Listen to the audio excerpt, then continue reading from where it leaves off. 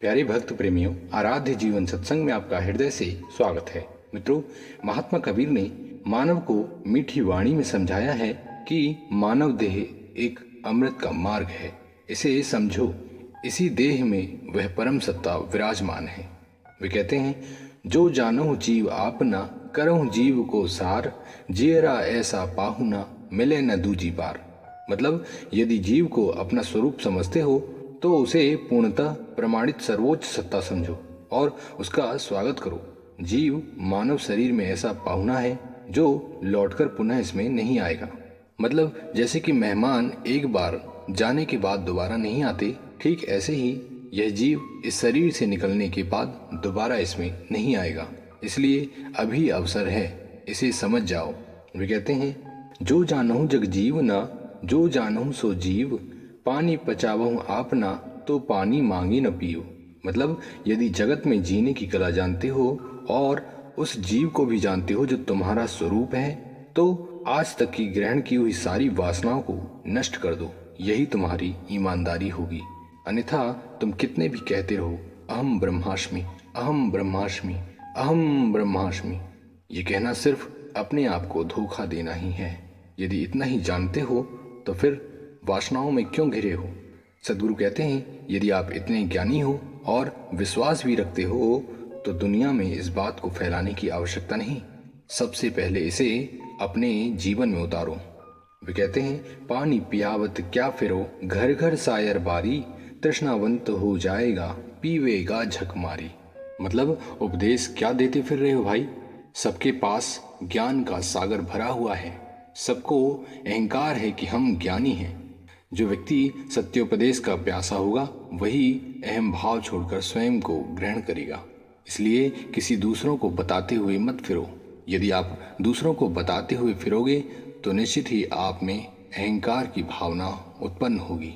यदि कोई आपसे पूछे तब बात अलग है, किंतु पहले से ही उसके पास जाकर उसे मत बताओ। और बताओगे भी क्या, सबसे पहले स्वयं का ज्ञान करो। सदगुरु कहते हैं कि ध्यान रहे, कहीं आप भी ऐसे ज्ञान के शिकार तो नहीं हो गए। बाजार में बिकाऊ ज्ञान बहुत हैं जो सिर्फ संसार सागर में व्यवहार के ही काम आते हैं। यदि ऐसा है तो सिर्फ छल हो रहा है, इससे बचना होगा। सदगुरु कहते हैं, हंसा मोती बिकानिया, कंचन थार भराए, जो जाको मरम न जाने, सो ताको काह कराए।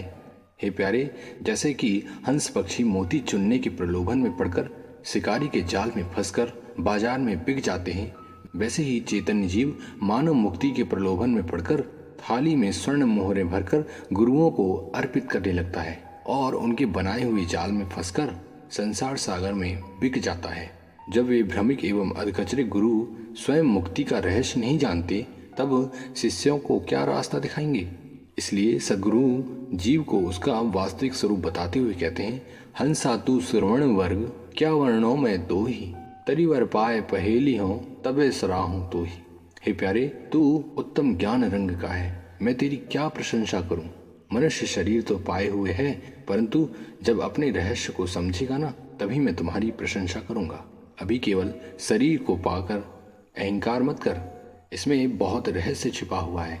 जब उस ज्ञान को प्राप्त करेगा तभी तू स्वर्ण हंस कहलाएगा। सदगुरु कहते हैं, हंसा तू तो सबल था, हल्की अपनी चाल, रंग कुरंगे रंगिया, तय किया और लगवार। मतलब, हे चैतन्य, तू तो ज्ञान से अत्यंत ठोस महान शक्तिशाली था, लेकिन अपने बुरे आचरणों से हल्का हो गया है। तू विषय वासनाओं और मन की कल्पनाओं के रंग में रंगकर अपनी सर्वोच्च सत्ता को भूल गया है। हे हंस, स्वतंत्र सम्राट होते हुए भी तूने अपने ऊपर दूसरा मालिक मान लिया है। तू अपने ही नौकर मन का खुद नौकर बन गया है। सदगुरु कहते हैं, याद रख, यदि ऐसे ही भ्रमित होकर चलता रहेगा तो निश्चित ही एक शुभ अवसर हाथ से निकल जाएगा और पछतावे के सिवा कुछ नहीं रहेगा। अपने को पहचान, नहीं तो हंसा सरवर तजी चले, देही परगो सून, कहीं कबीर पुकार के, तेही दर तेही थून। मतलब, जब जीव शरीर छोड़कर चला जाता है तब यह शरीर चेतना से शून्य होकर केवल मुर्दा रह जाता है। इसीलिए तो सदगुरु ने जोर देकर कहा है कि कर्माध्यास जीव पुनः उसी गर्भ में प्रवेश करता रहता है। जहाँ उसका शरीर निर्मित होता है। मतलब जीव पुनः जन्म मरण के चक्कर में पड़ जाता है। इसलिए अभी से अपने को संभाल लो। देखो अपने आप को, आप हंस हैं या बगुले हैं। आपकी भक्ति हंस के समान है या बगुले के समान है। आप कहीं अपने आप को धोखा तो नहीं दे रहे।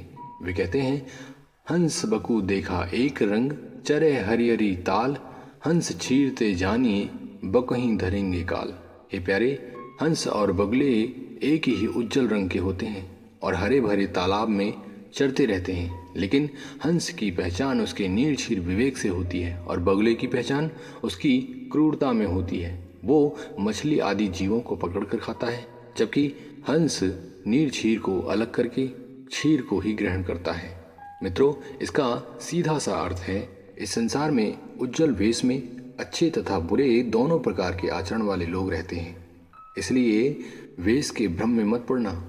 यहाँ गुरु वेश धारण करके गली गली में ज्ञान बांटने वाले मिल जाते हैं। ऐसे में यदि जीव गलत मार्ग में फंस गया तो बचा पाना बहुत ही कठिन है। अतः जीवात्मा की आवाज़ को पहचानो। अपनी ही आवाज़ परम चैतन्य की आवाज़ होती है। इसलिए सद्गुरु की अमृत वाणियों पर विश्वास करके और अपने ऊपर ध्यान करते हुए चलो। भक्त प्रेमियों, क्या आप भी सद्गुरु की अमृत वाणियों पर विश्वास करते हैं? कृपया कमेंट करके ज़रूर बताएं।